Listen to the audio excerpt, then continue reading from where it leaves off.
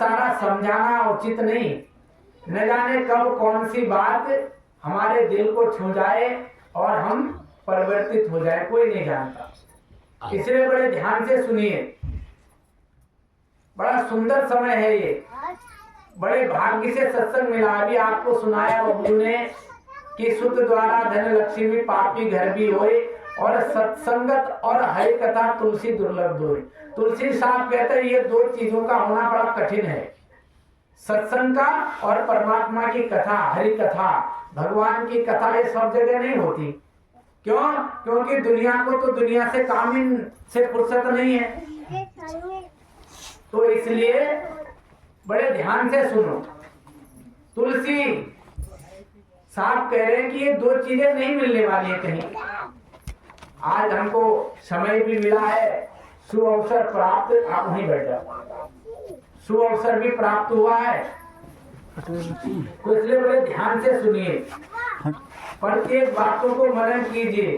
क्योंकि हमारा जीवन ही इसलिए हुआ है कि हम सत्य की खोज करें, लेकिन हम सत्य की खोज कर ही नहीं पाते, सत्य को समझ ही नहीं पाते। तो इसलिए इन बातों का बड़ा विशेष ध्यान रखें। कबीर साहब ने इसी समय के लिए कहा कि जो हमें आज समय मिला है, इस समय के लिए उन्होंने कहा कि भाई ये बड़ा अनमोल समय है, इस समय को पहचानो। कहा कर साहिब से प्रीत मन, कर साहिब से प्रीत, कर साहिब से प्रीत रे मन, कर साहिब से प्रीत। ऐसा समय भूल नहीं पाए हो, ऐसा समय भूल नहीं पाए हो। जय है अवसर बीत मन, कर साहिब से प्रीत, कर साहिब से प्रीत मन, कर साहिब से प्रीत। तो कबीर साहब ने कहा प्रेमी सज्जनों कि हे मानव, कर साहिब से प्रीत। साहिब कहते हैं परमात्मा को, कि उस परम पिता परमात्मा से प्रेम करने वाले बनो, प्रीत करने वाले बनो। क्यों? ऐसा समय बहुल नहीं पाए। ऐसा समय, कैसा समय?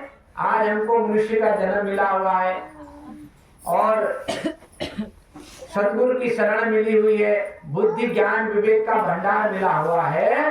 तो कहा कि ऐसा समय दोबारा नहीं मिलेगा, ऐसा समय बहुल नहीं पाए हो, आपको दोबारा बार बार मिलने वाला नहीं है। जय है अवसर बीतरे, जब यह अवसर आपका निकल जाएगा, जय है अवसर बीतरे, जब यह मनुष्य का शरीर हमारा छूट जाएगा तो फिर हमको दोबारा मनुष्य का जन्म मिलेगा कोई जरूरी है? इसलिए जरूरी नहीं है क्योंकि विधि का विधान यह है कि जिसने जैसा कर्म किया उसको वैसा ही फल मिलता है और उसी प्रकार से उसका चोला मिलता है। अब हमने न जाने अपने जीवन में हम कितना अच्छा कितना बुरा कर रहे हैं। जब ये शरीर छूट जाएगा हम परमात्मा का भजन नहीं कर पाएंगे, उनका अभ्यास नहीं कर पाएंगे, उनकी बंदगी नहीं कर पाएंगे, तो न जाने हमें कौन सा चोला मिलेगा। इसलिए कबीर साहब करें कि ऐसा समय बहुल नहीं पड़े हो, ऐसा समय आपको फिर दोबारा मिलने वाला नहीं है, ऐसा समय बहुल नहीं पड़े हो। और जय है अवसर बीते, और ये अवसर बीतता चला जाएगा। तो इसलिए समय की कीमत को जानो, समय को जानो। हमें भक्ति करनी है, इस संसार में प्रत्येक व्यक्ति भक्ति तो कर रहा है, लेकिन भक्ति करनी किसकी है, भक्ति किसे कहते हैं, सत्संग क्या है, सत्संग क्यों लेना चाहिए, कोई ज्ञान नहीं है। तो जब सद्गुरु आते हैं, संत महापुरुष आते हैं, तो वो कहते हैं राम नाम के हीरे मोती मैं बिखराऊं गली गली, अरे ले ले कोई राम का प्यारा आवाज लगाऊं गली गली, लेकिन लेने वाला कोई नहीं। वो कह रहे हैं कि राम नाम के हीरे मोती, इस संसार में हम तमाम धन दौलत इकट्ठा कर रहे हैं, जो साथ जाने वाला है उसको जाने नहीं पा रहे। तो इसलिए वो कह रहे हैं कि राम नाम के हीरे मोती मैं बिखरा हूं गली गली। अरे मैं हर गली में जा जा करके उस परमात्मा के गुणगान कर रहा हूँ, उसके नाम के मोती बिखेर रहा हूँ, लेकिन कोई लेने वाला नहीं। ले लो रे कोई राम का प्यारा, राम का प्यारा यानी कि उस परमात्मा को प्रेम करने वाला अगर कोई है तो मैं दे रहा हूं।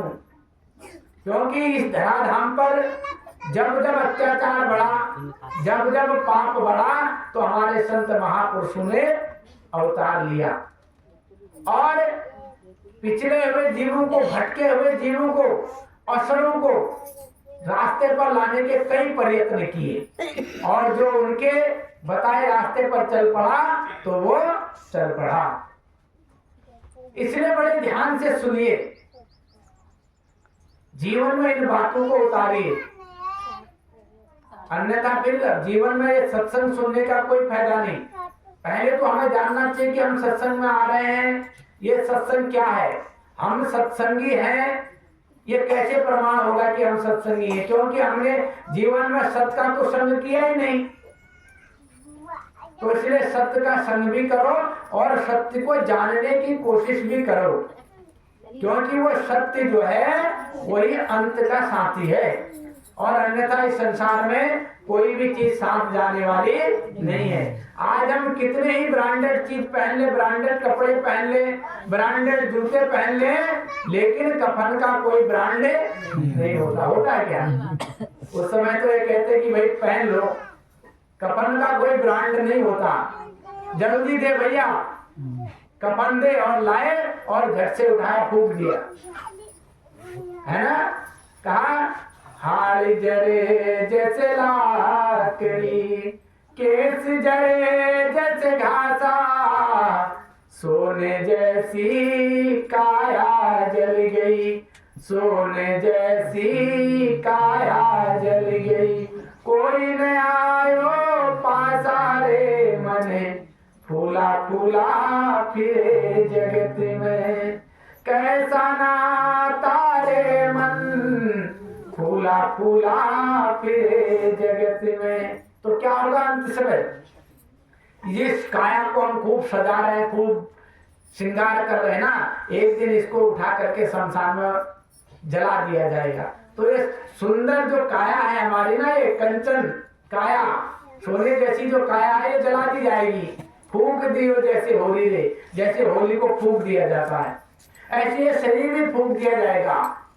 तो इसलिए समय रहते हम इस सत्य को जान लें, सत्य का साथ कर लें, सत्संग को जान लें, अन्यथा जीवन हमारा इसी प्रकार से बीतता चला जाए।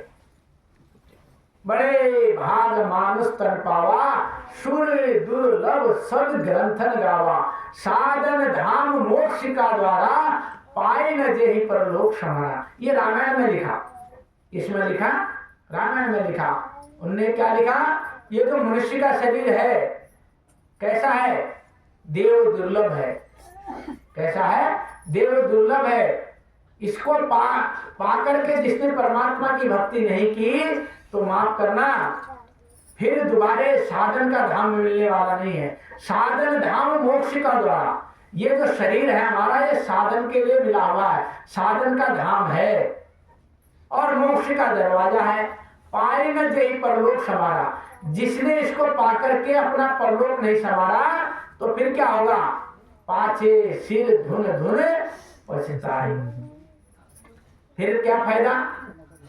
जब हमारा ये पंच तत्व का शरीर यहाँ पड़ा रहेगा, इसमें से जो आत्मा है अजर अमर अविनाशी, वो तत्व निकल जाएगा, तो फिर कोई फायदा नहीं है।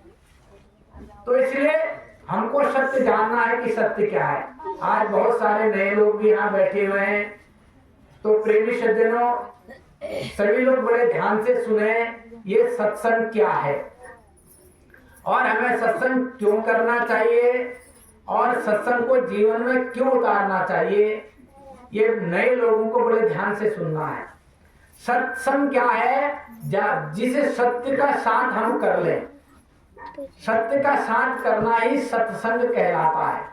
अब हम सत्य का साथ जानते नहीं, हम भक्ति तो नाना प्रकार की कर रहे हैं। देखिए संसार में जो भी भक्ति हम कर रहे हैं, वो मिथ्या तो नहीं है, गलत तो नहीं है, उसका कुछ न कुछ फल हमको प्राप्त होगा। लेकिन हम संसार की भक्ति करके हम अपनी आत्मा का कल्याण कर लें, ऐसा नहीं हो सकता। अगर ऐसा होता तो हमारे ऋषि मुनि, हमारे वेद शास्त्र, हमारी रामायण, हमारी गीता भागवत ये कभी नहीं कहते कि सतगुरु की शरण में जाओ अगर मोक्ष पाना चाहते हो। इसलिए उन्होंने कहा कि भाई सत्य को जानना चाहते हो तो गुरु की शरण में जाओ, सतगुरु की शरण में जाओ। अब गुरु भी तो बहुत सारे हैं संसार में, लेकिन सतगुरु क्या करते हैं, वो दीक्षा दे देते हैं और गुरु केवल शिक्षा देते हैं। जैसे अभी हम आपको शिक्षा दे रहे हैं, हम एक गुरु हैं और गुरु नाना प्रकार की शिक्षा दिया करते हैं, लेकिन जो सद्गुरु होते हैं वो दीक्षा दे देते हैं। दीक्षा दे करके सत्य से अवगत करा देते हैं, सत्य को जना देते हैं, सत्य की राह पर चलने वाले बना देते हैं।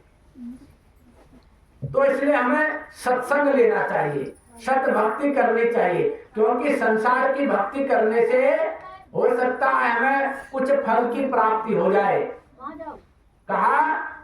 लेकिन जब सतगुरु के पास हम चले जाते हैं, गुरु दीक्षा ले लेते हैं, तो फिर हमारा आवागमन का मार्ग छूट जाता है। इसलिए तो कहा गुरु पैया लगु नाम लखाई दीजो रे, गुरु पैया लगु नाम लखाई दीजो रे।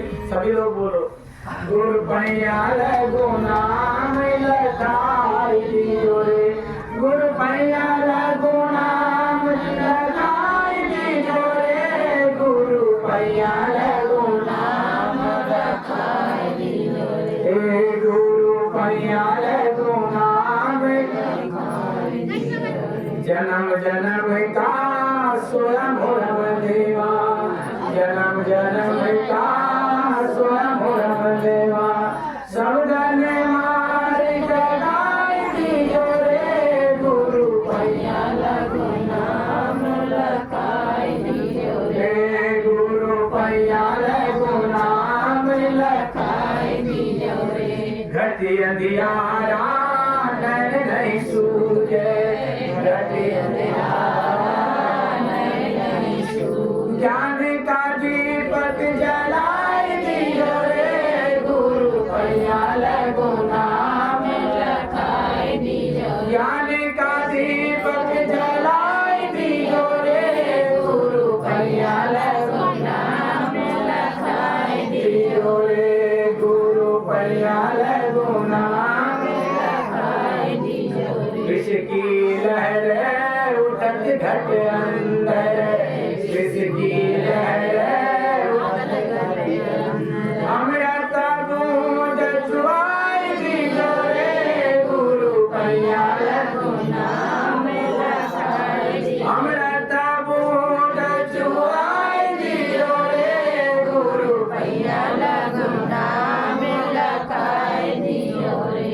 गहरी नदिया अगम है धरवा, गहरी नदिया अगम है धरवा, केहू के पार लगाई दीजो रे, गुरु पैया लगु नाम लखाई दीजो रे, गुरु पैया लगु नाम लखाई दीजो रे, गुरु पैया लगु नाम लखाई दीजो रे। धर्मदास की अर्ज गुसाई, धर्म